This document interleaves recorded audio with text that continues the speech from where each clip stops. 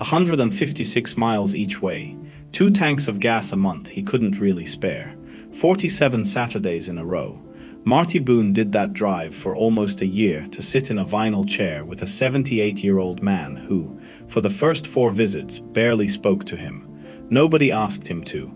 There was no church group behind it, no organization tracking his hours after the first month. His wife thought it was strange. His brother thought it was a phase. Marty himself couldn't have told you, out loud, why he kept getting in that truck at 5 in the morning. Then the man died on a Tuesday in October, and 11 days later, a lawyer in Elkins, West Virginia, called Marty at work and asked him to come in and sign for something. Marty assumed it was a mistake. He said so on the phone. The lawyer said, "It's not a mistake." He was very specific. "I want to tell you what was in that envelope, but first I have to tell you why a man with no money and no time drove 3 hours a week to see somebody else's father." Marty Boone was 53 years old and had spent most of his adult life believing he was going to die owning a trucking company. Boone and Sons Hauling started in 1979 with 1 truck, and Marty's father, Hollis, who was a hard man with a soft rule, he never took a job he couldn't finish on time, even when finishing it on time cost him money. By the time Marty took the business over in 2004, there were 3 trucks, a gravel lot with a chain-link fence off Route 40 outside Hagerstown, Maryland, and a name on the door that was technically the plural of a family that only had 1 son in it. Marty ran it for 12 years. He was decent at it. Not brilliant, he'd tell you that himself, but decent. He knew the routes. He knew which brokers paid in 30 days, and which ones would string you out 90, and then argue about a lumper fee. He carried his own insurance, and did his own DOT paperwork at the kitchen table on Sunday nights, while his wife, Cheryl, graded papers across from him. The whole thing came apart in about 7 months. It started with a customer, a regional building supply outfit that had been giving Boone and Sons steady work for 4 years. Good freight, short hauls, predictable. In February of 2016, they went into Chapter 11, owing Marty $181,000 in unpaid invoices. He got about 9 cents on the dollar. 18 months later. You can't survive that on 3 trucks. Marty knew it the day he read the filing notice, and he spent the next 7 months refusing to know it. He took loads he shouldn't have taken. He deferred maintenance he shouldn't have deferred. He put a transmission on a credit card at 19%. He went to a bank he'd banked with for 30 years and was told, politely, by a loan officer younger than his son would have been if he'd had one, that his debt to revenue was outside their guidelines. Then, in September, one of his drivers, a good kid named Boyd who was tired and behind and didn't want to disappoint anybody, ran 11 hours over on his logs and got picked up at a weigh station in Breezewood. The fine wasn't the killer, the safety score was. 2 of Marty's 3 remaining customers had insurance requirements tied to that score, and by November, he was down to 1.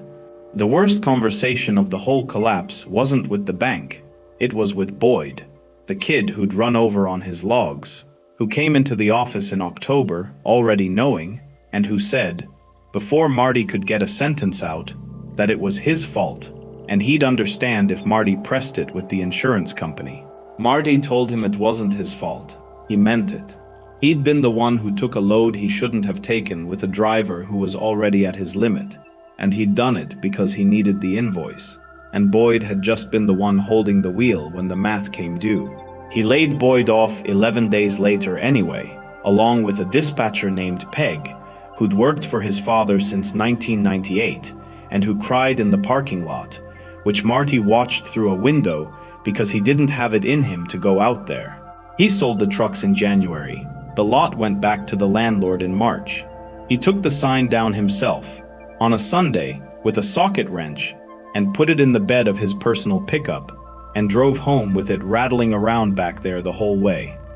That sign sat in his garage, leaning against the wall behind the mower, for the next 4 years.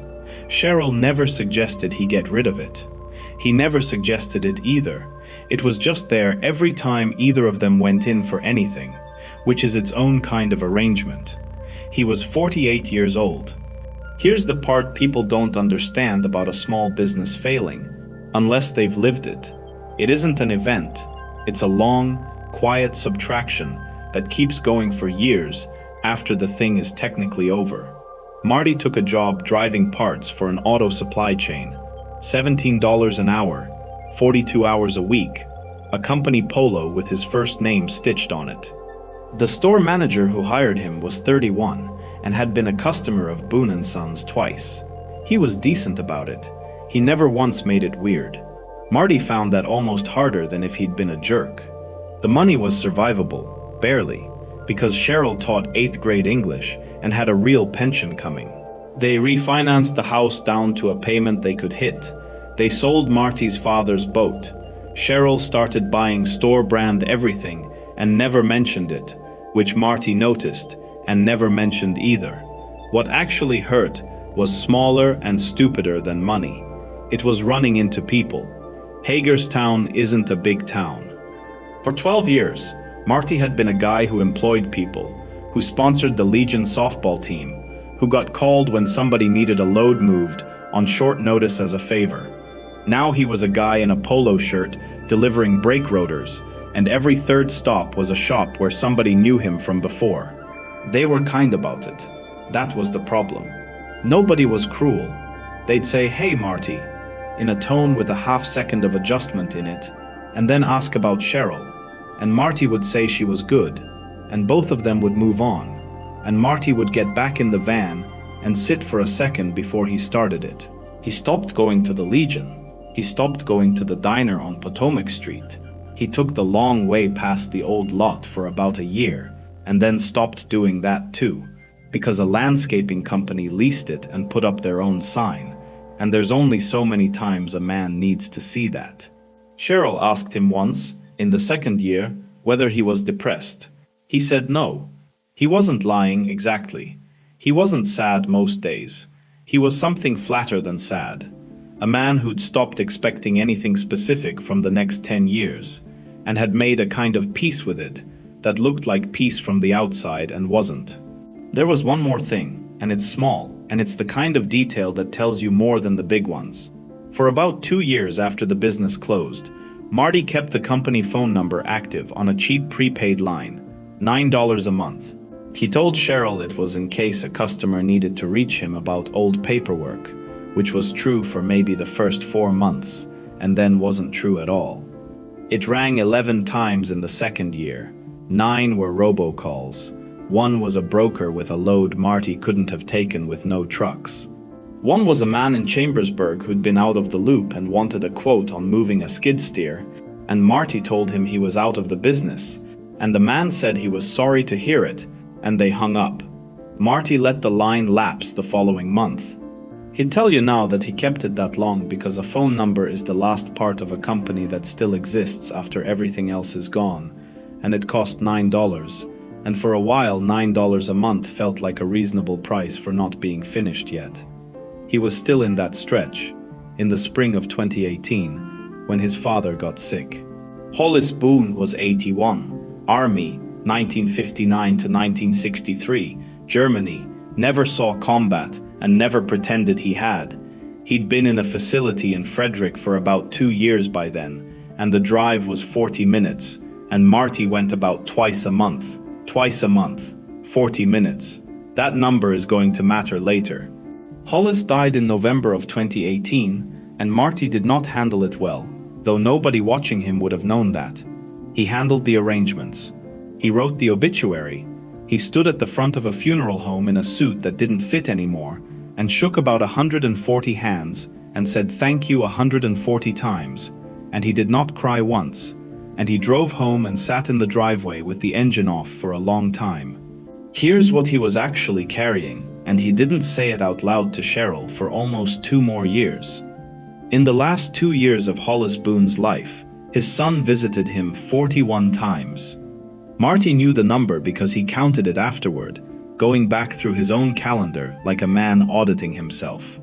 41 visits in 104 weeks, 40 minutes each way. And he knew exactly why the number was that low. And the reason was not that he didn't love his father. The reason was that Marty had lost the company with his father's name on the door, and he couldn't sit in a room with the man who built it and talk about the weather. Hollis never once said anything about it, not one word. That was almost worse. Marty would come in and his father would ask how work was, and Marty would say fine, and his father would nod, and they'd watch whatever was on, and in that silence Marty would hear an entire conversation neither of them was having. So he'd stretch the gaps. 3 weeks instead of 2. He'd tell himself the traffic on 70 was bad, or that Cheryl needed the car, or that his back was acting up. Which was true. 12 years of loading had left him with 2 bad discs, and a standing prescription he'd stopped filling because it made him foggy. After the funeral, the arithmetic of that sat on him. There's a particular kind of regret that doesn't announce itself for months and then shows up during something ordinary. For Marty it was the following spring, in a supermarket parking lot, when he saw an old man in a VFW hat trying to get a bag of mulch into a trunk, and Marty helped him, and the man thanked him about 4 times more than the favor warranted, and Marty got back in his van and had to sit there for a while. 2 weeks later he was on his laptop at the kitchen table at 11 at night, and he typed in a search that he would later describe as the least considered decision of his adult life: Volunteer Visitor Program Veterans. There were several, most wanted people near a major facility. One was a small non-profit that worked with long-term care homes in rural counties, and their intake form had a checkbox near the bottom that Marty read 4 times before he clicked it. I am willing to travel to a facility more than 90 minutes from my home. He clicked it. He hit submit. He closed the laptop and went to bed and told Cheryl nothing about it, mostly because he assumed he'd never hear back. There's something else about that form he filled out that night, and Marty has been honest about it since, which is more than most people manage. The box he checked wasn't about generosity. If it had been about generosity, there were facilities 20 minutes from his house that needed volunteers just as badly. He checked the 90-minute box because some part of him wanted the drive. He wanted it to cost something. A man who has spent 4 years feeling like he took something from people, from Boyd, from Peg, from a father who never said a word about it, will sometimes go looking for a bill he can actually pay. He didn't know that about himself at the time. He figured it out about 2 years later, on a Saturday in the mountains with the radio off, and when he did figure it out, it didn't make him feel better. It just made it make sense.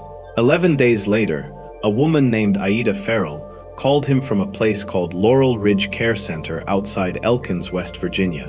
Aida Farrell was the activities coordinator at Laurel Ridge, and she had the specific tiredness of a person doing a 3-person job for 1 salary. She was straight with Marty on the phone. She told him she had 11 residents with no family contact of any kind. She told him most volunteer matches in her building lasted under 2 months. She told him the drive from Hagerstown was going to be closer to 3 hours than the 2.5 his phone would tell him, because the last 40 miles were 2-lane through the mountains, and there was no fixing that. Then she said, "I've got one gentleman I'd like to put you with, but I'm going to be honest with you. He's difficult." His name was Elwood Pruitt. Everybody called him Woody. 78 years old, Army, 1966 to 1968, Vietnam. Widower. No living children, no siblings.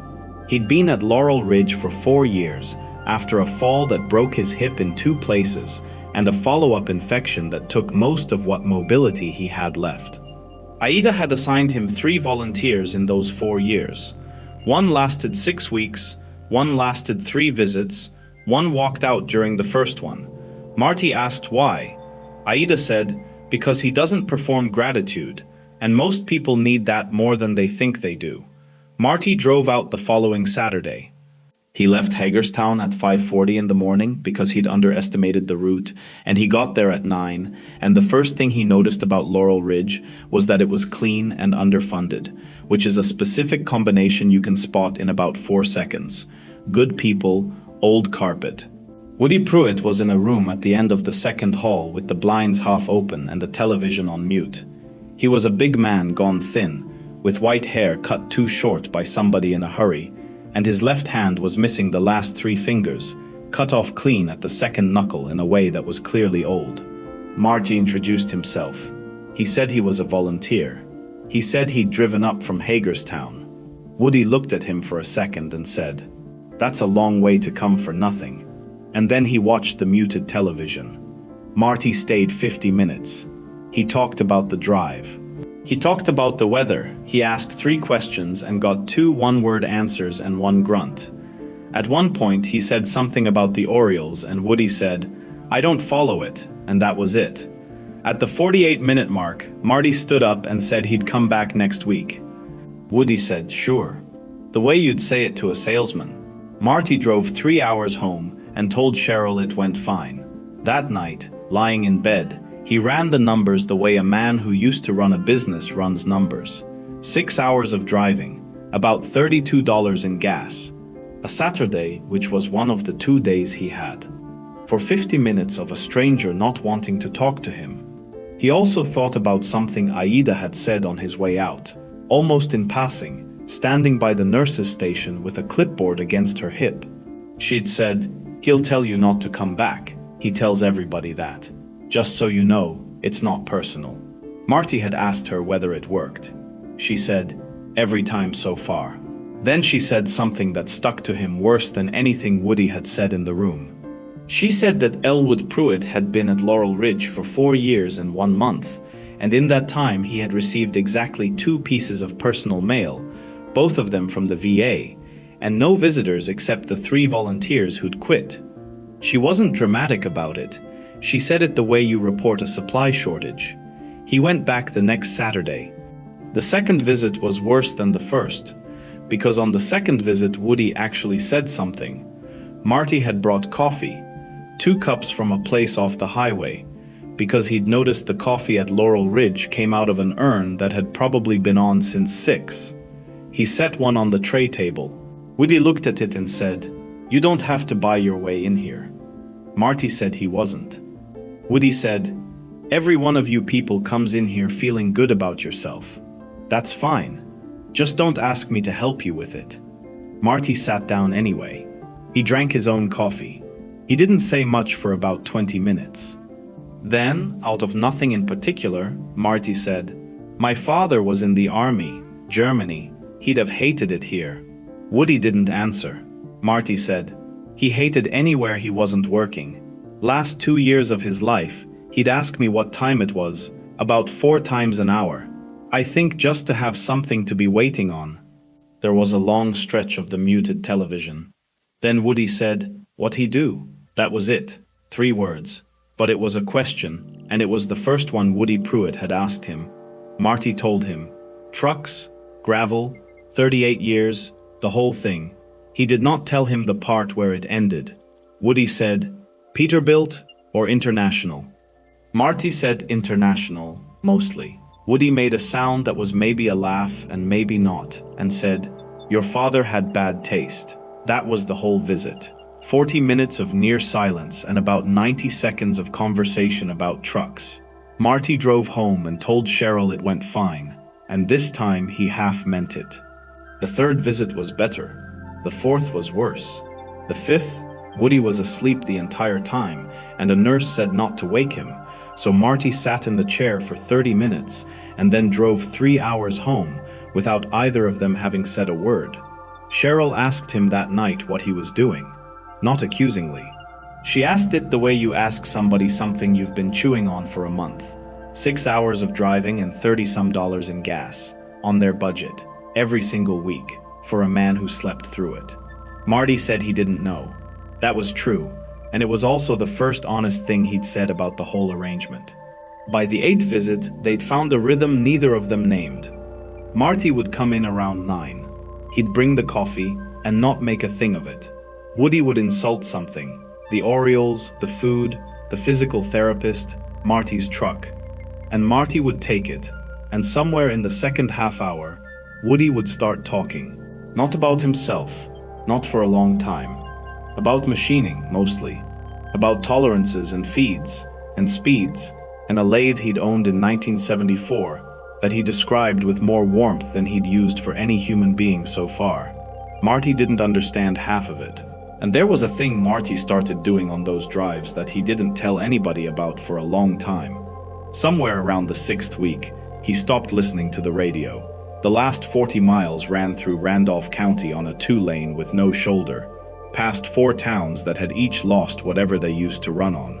He'd pass a shuttered building supply outside Parsons with the signage still up, faded, and instead of feeling the thing he expected to feel, he'd find himself wondering what year it went and whether the guy who owned it had seen it coming. He thought about Boyd on those drives. He thought about Peg in the parking lot.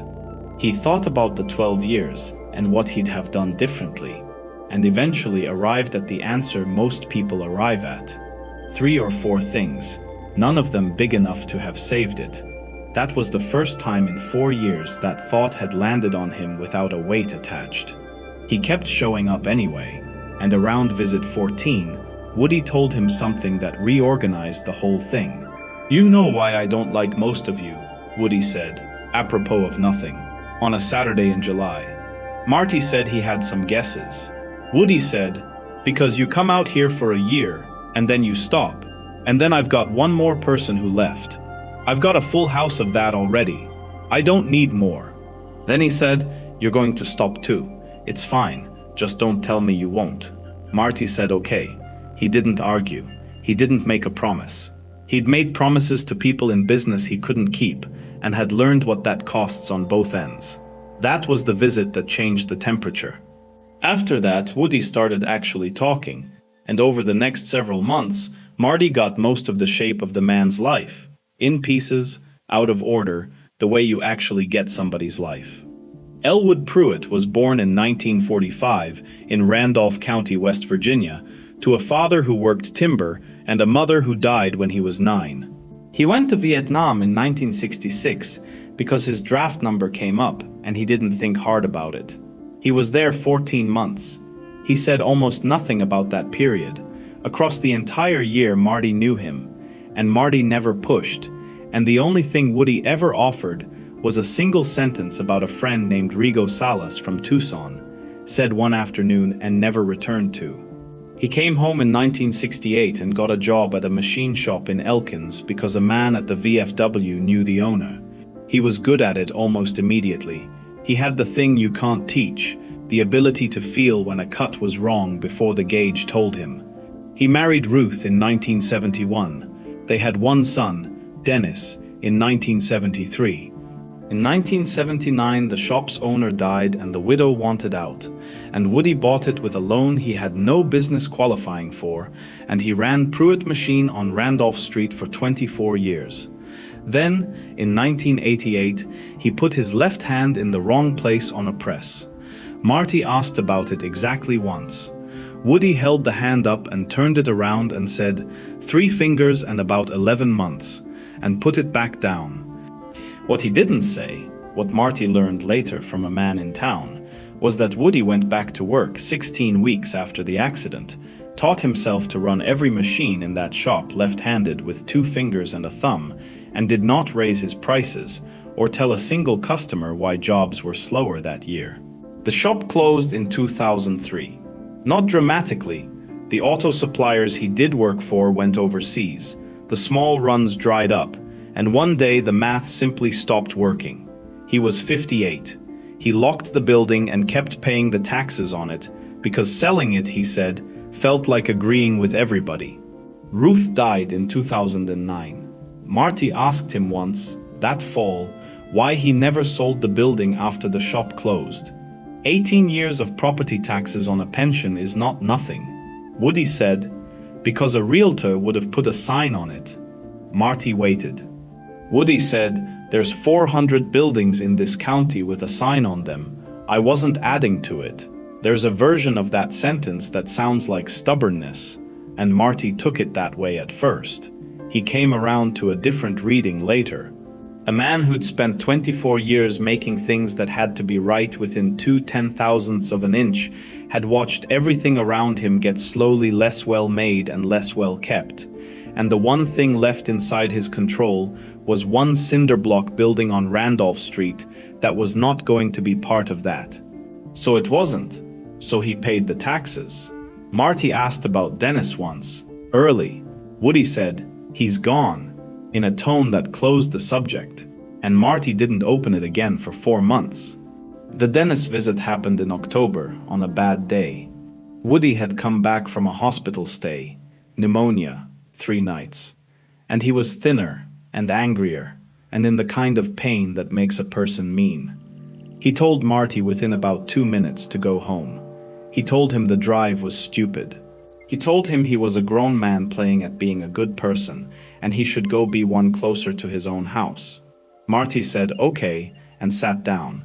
They sat there for maybe 25 minutes without speaking. Then Woody said, "It was 1994. Marty didn't say anything. Dennis Pruitt was 21.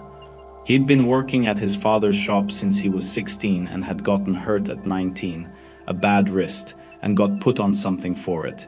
And the something got away from him the way it got away from an entire region over the next 20 years. He got clean twice. The second time held for almost a year. He died in a motel outside Buckhannon in March of 1994.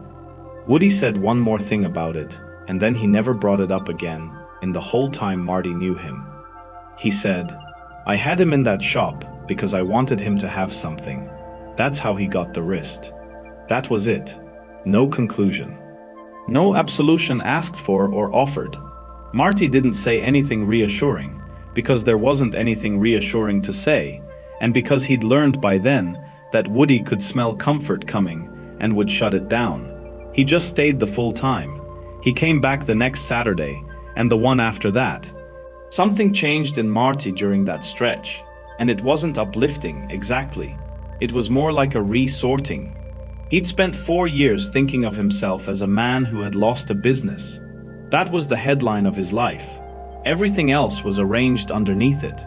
And then he'd sit in that room with a man who'd lost a hand, a shop, a wife, and a son, and who had gotten up every morning anyway for 26 years afterward, and the headline of Marty's own life started to look less like a tragedy and more like an event. He didn't say that out loud to anybody. He would have hated how it sounded. But the drives got easier. That's the honest measure. In the beginning, that 3 hours was a cost. By that fall, it was the part of his week where his head was quietest. 6 hours of 2-lane road through Randolph County with the radio off, and Marty Boone thinking about things he'd spent 4 years not thinking about. Cheryl noticed before he did. She told him, in November, that he'd started talking again at dinner. He said he didn't know what she meant. She said, "You did stop, Marty. For about 3 years. You just weren't in the room to notice it." The other thing that came out of that fall was small, and Marty almost missed it. He'd gotten in the habit of stopping at the same gas station in Parsons on the way up, because it was the last decent coffee before the mountains. The woman working the register most Saturdays was named Deb, and she'd figured out his schedule by about the 8th week, and she started having a large black port before he got to the counter. One Saturday in November he came in, and she asked, without looking up, "How's your guy doing?" He hadn't told her anything about it. He'd said maybe 40 words to her total, across 2 months. She said, "You come through here at 7:15, every Saturday, going one direction, and you don't buy nothing on the way back." Nobody does that for a hobby. It's a stupid detail. Marty brings it up anyway when he tells this, because it was the first time in 4 years anybody had noticed something true about him without him saying it, and it turned out he'd missed that more than he'd known. Woody Pruitt started going downhill in the summer of the following year, and it went the way it usually goes. Not a fall off a cliff, but a series of small subtractions nobody comments on until you add them up. He stopped getting out of bed for the visits. Then he stopped finishing sentences. Then there was a stretch in August where he'd mix Marty up with somebody named Carl, and Marty would answer to Carl because correcting him made him agitated. There were good days in there too. There was a Saturday in September where Woody was completely himself for almost 2 hours, mostly talking about a job he'd run in 1981 for a paper mill, 48 identical bushings that had to be within 2/10,000ths, and how he'd stayed in that shop until 4 in the morning 3 nights running to get them right, and how the mill's purchasing agent never knew and wouldn't have cared. Marty asked him why he did that. Woody looked at him like the question was stupid and said, "Because they were going in a machine." That was the whole answer. It was also, Marty thought later, the entire man. Meanwhile, Marty's own life picked that exact stretch to get complicated, because that's how it works. His truck, the one doing 312 miles every Saturday, needed a rear end. His hours at the parts store got cut from 42 to 36 when corporate restructured the delivery routes. And Cheryl's mother had a stroke in Ohio and needed somebody there twice a month. There was a 2-week stretch where Marty genuinely did not know if he could keep making the drive, and he sat down and did the arithmetic at the kitchen table like a man running a route cost analysis. Which is exactly what it was. Cheryl watched him do it. She'd been the one asking a year earlier why he was doing this at all. She said, "Take my car on Saturdays. I'm not going anywhere on Saturdays." He said the mileage. She said, "Marty." He took her car. Woody died on a Tuesday morning in October. Marty found out from Aida Farrell, who called him at work at 10:15 and said it had been quiet and fast and that he hadn't been alone because a nurse named Denise had been in the room. Marty said thank you. He went back out on his route. He delivered a water pump to a shop in Williamsport and a set of pads to a place in Boonesboro and finished his shift. Then he sat in the van in the parking lot for about 40 minutes. 47 visits. He knew the number the same way he'd known 41. The funeral was the following Monday at a VFW post in Elkins. 9 people came. Marty was one of them. Aida Farrell was another. 9 people. Marty counted that too. Aida Farrell, a nurse named Denise on her day off, a man from the post who did the honors, 3 older men who'd worked at Pruitt Machine in the 80s, the funeral director, a woman nobody could place, and Marty.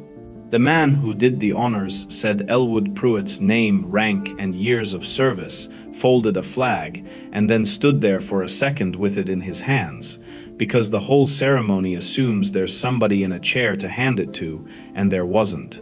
He gave it to Aida. She took it, because somebody had to.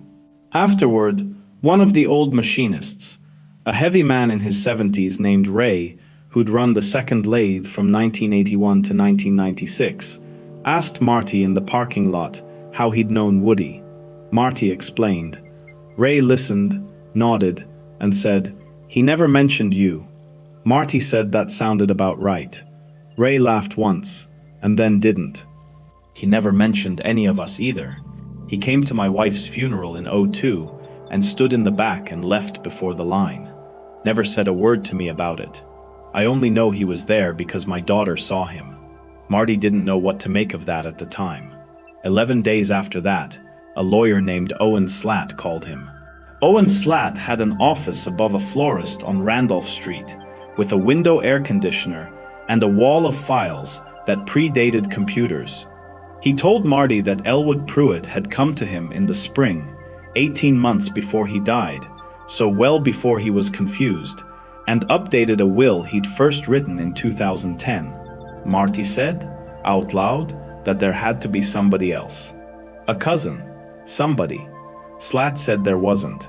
He said he'd done the search himself, twice, because he'd asked Woody the same question. Then he put 3 things on the desk. The first was a deed. Pruitt Machine, 1140 Randolph Street, Elkins, West Virginia. Cinder block building, 11,000 square feet, sitting empty since 2003. Taxes paid current every year for 18 years by a man on a machinist's pension who had no use for it at all. The second was a credit union statement, $34,180. The third was a ledger. It was a hardbound accounting book, the old kind, green cloth cover gone soft at the corners.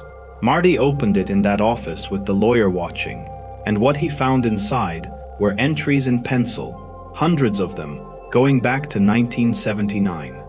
Each one had a date, a name, or a description, and a number, 379, Vernice Hale, light bill, 41.20, 981, kid at Fairview, lunch account, 26.00, 484, Boland family, funeral deposit, 200.00, 1188, Sammy Gaynor, tires, 176.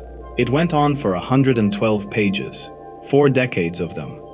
Small amounts, almost all of them under $300, paid quietly by a man who never made more than $41,000 in his best year, and who lost 3 fingers halfway through. Nobody had ever been told. That's the part Marty confirmed later, asking around town. Not one of those people knew where it came from.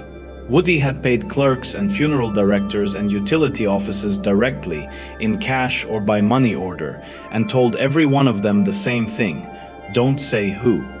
Underneath the ledger was a folded piece of notebook paper with 4 sentences on it in pencil. Marty, buildings paid for. Money's for the roof, it leaks over the East Bay. Keep the book going if you want to. If you don't, sell it and don't feel bad. I mean that. WP. If you've made it this far with me, I want to invite you to subscribe to our channel and join us every day, because these are exactly the stories we tell here. Now, because I know what you're thinking, and you're wrong about how this went.